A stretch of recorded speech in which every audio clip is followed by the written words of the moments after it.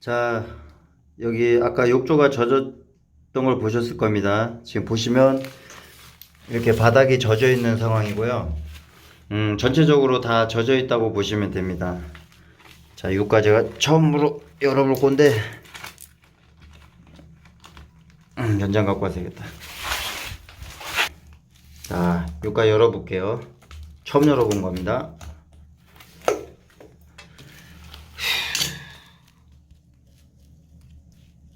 자, 보시면 이렇게 석회가 껴있는 거 보이시죠?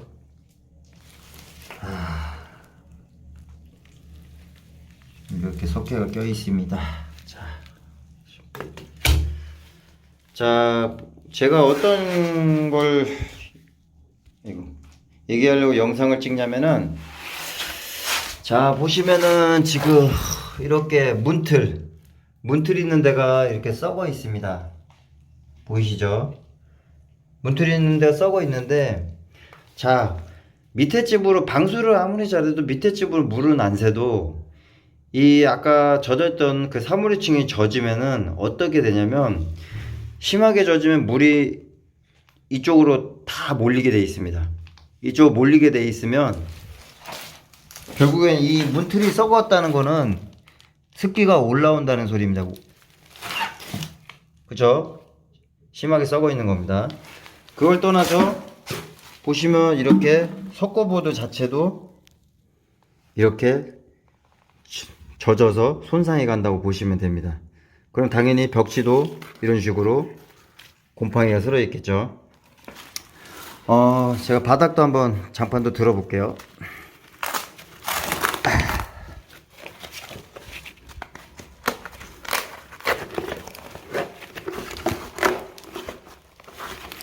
자, 보시면 이 바닥 자체도 습기로 이렇게 올라탔어요. 여기 완전히 곰팡이 슬어 있죠, 바닥도.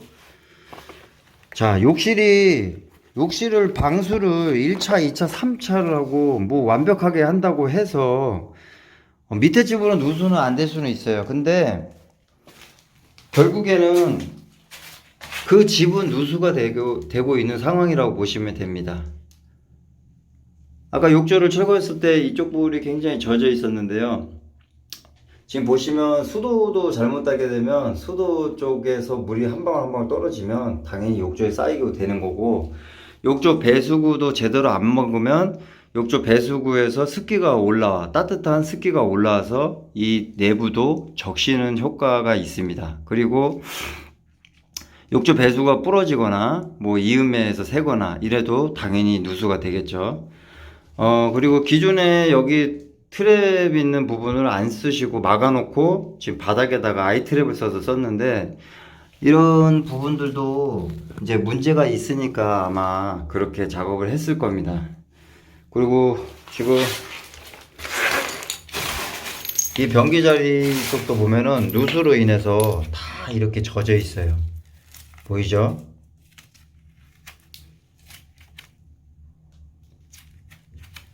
그러니까 결국에는 방수가 중요한 게 아닙니다. 방수는 당연히 기본적으로 하는 거고요. 방수가 중요한 게 아니라 누수가 안 되게끔 작업을 하는 게 중요합니다. 문제가 있으면 빨리 그걸 수정을 해야 되는데, 그런 부분들을 사람들은 캐치를 잘 못합니다.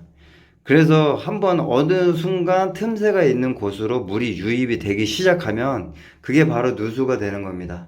그래서 욕조 실리콘도 당연히 제대로 쌓아야 되고요. 타일의 매지도 정확히 들어가야 되고요. 그 다음에 수도를 설치할 때 당연히 이 틈새로 물이 유입되지 않게 작업하는 게 중요합니다. 그리고 이런 트랩 부분도 크랙이 가거나 구멍이 나 있거나 아니면 이 주변으로 넓게 파져 있는 부분으로 물이 역류해서 들어가는 경우도 있고요.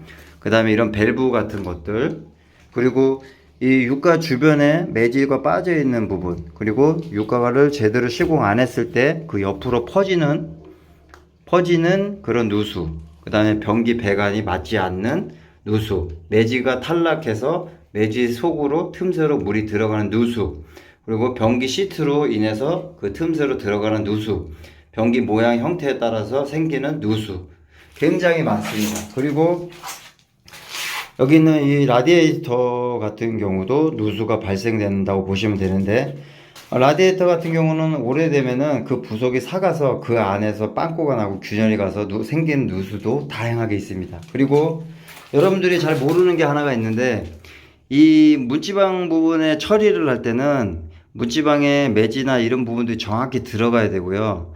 틈이 있거나 이러면 그쪽으로도 물이 스며들어가는 누수가 굉장히 많습니다.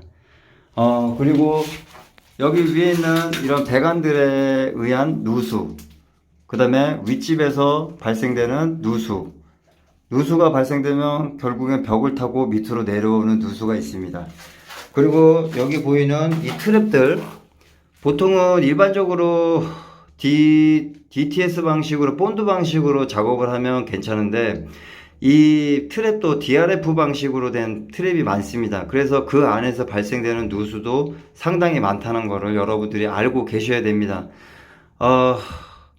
누수를 체크할 때는 솔직히 수도 같은 이런 압에 걸려서 발생되는 누수가 있는 거고요.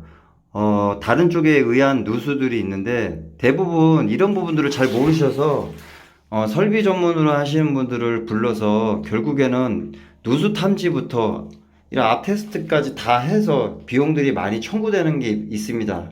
근데 솔직히 제가 오랫동안 일하면서 느끼는 누수는 작은 거부터 확인을 해서 그거를 범위를 줄여가야지, 처음부터 전문가라고 이렇게 부르시면 결국에는 비용들이 많이 발생돼요. 별거 아닌 것 같은 데서 발생되는 누수가 전문가의 손에 의하면은 결국에 기계를 써야 되고 시간을 들여서 이렇게 작업을 하다 보면 당연히 생각지도 않는 금액들이 많이 발생합니다. 당연히 전문가분들은 전문가에 맞는 그런 상황이 닥쳤을 때 그런 작업이 들어가야 되는 게 맞는 건데, 기본적으로 별거 아닌, 기본적으로 크지 않은 그런 상황에서 그런 전문적인 그런 기술자분이 들어오면 결국엔 비용이 많이 발생되는 거는 잘 알고 계셔야 돼요. 그래서 누수는 어차피 발생됐기 때문에 급하게 생각할 필요도 없어요. 지금 당장 뭐 수도가 물이 줄줄줄 샌다 그러면 모를까, 일반적인 누수는 어차피 발생된 거기 때문에 급하게 생각해봤자 오히려 오류가 날 수밖에 없습니다. 그래서 누수는 작은 데부터 시작해갖고 하나하나 진단을 해서 찾아가야지, 그런 식으로 해서 결국에는 큰 돈 쓰시고 제대로 효과 못 보신 분들 굉장히 많이 봤습니다. 제가 여러분들에게 이제 하나하나 이런 거에 대해서 알려드릴 거예요. 저는 솔직히 말하면 누수 전문가는 아닙니다. 근데 오랜 경험에 의해서 제가 터득한 노하우고, 그 다음 제가 인테리어를 하면서 마감을 하나하나 신경 쓰고 하자 부분에서 이런 분들 많이 봤기 때문에 그런 부분들을 보강해 가지고 작업을 해왔던 거지, 저는 뭐 그렇게 전문적으로 이렇게 하는 사람은 아니에요. 단지 기본적인 바탕에 의해서 그렇게 작업하는 사람입니다.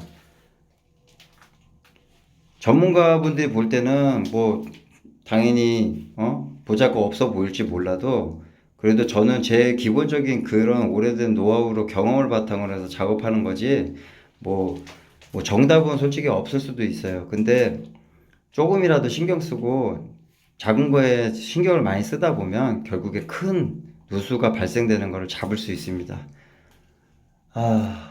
지금 이 윗집도 지금 이렇게 누수가 발생됐는데요. 눈에 보이는 부분이 꼭 누수가 된다고 보시면 안 돼요. 왜냐면 이런 콘크리트 슬라브도 그 윗부분에서 타고 물이 들어가서 이렇게 해서 한쪽으로 쏠리는 경우도 있는데, 그러니까 경사도에 따라서 틀리다고 보시면 돼요. 그래서 눈에 바로 보이는 부분이 꼭 누수다라고 생각하실 필요는 없습니다. 지금 여기 보시면 딱 봐도 윗집도 누수가 발생됐고요. 그리고 이렇게 배관 같은데 이음매나 이런 중간중간 이음매들에서 누수가 발생되는 겁니다. 여기에 이렇게 노란색 그라스울이 들어가 있기 때문에 이게 조금씩 흡수를 하고 말리면서 이렇게 오랫동안 발생된 거고요. 이런 것도 솔직히 말하면 공사하면서 다 벗겨내고 다 깨끗이 청소하고 정리하고 조여준 다음에 작업을 해주고 다시 마감을 쳐주는 게 제대로 된 공사라고 보면 됩니다. 왜냐면 이걸 건너뛰고 마감을 치면 결국엔 나중에 더 커지면은 그 마감한 그 자재의 손상도 가고 오히려 작업도 효율성도 떨어진다고 보시면 됩니다. 자, 오늘은 제가 지금 현장에서 집에 가기 전에 영상 한번 찍어 봤습니다. 자, 좋은 하루 되십시오.